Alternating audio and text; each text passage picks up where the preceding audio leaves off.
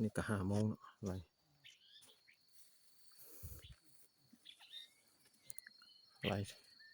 ไล่มืดคืนไล่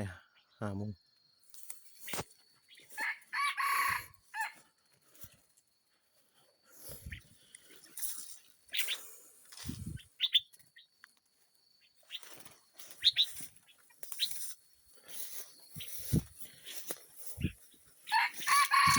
เราบอกบนไหลบันไดเนาะ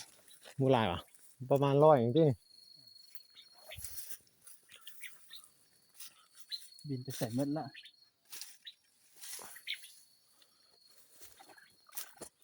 ประมาณ100 ปลายเนี่ยนะ100 200ตัดแล้วใหม่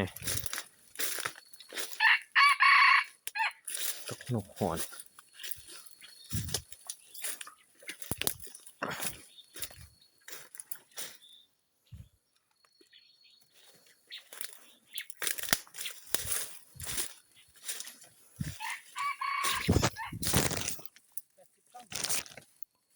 บ่ฮอด100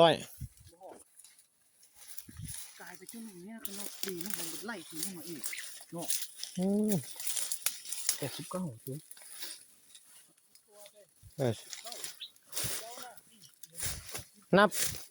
นับกายบ่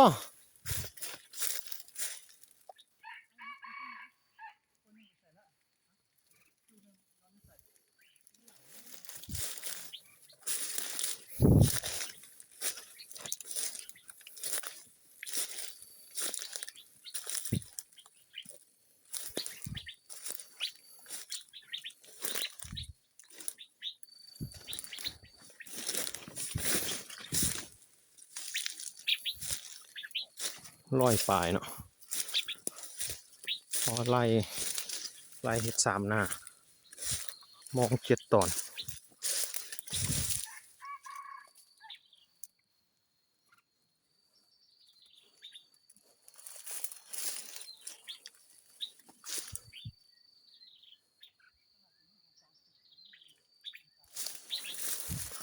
มันบินสูงเลยตี้นี่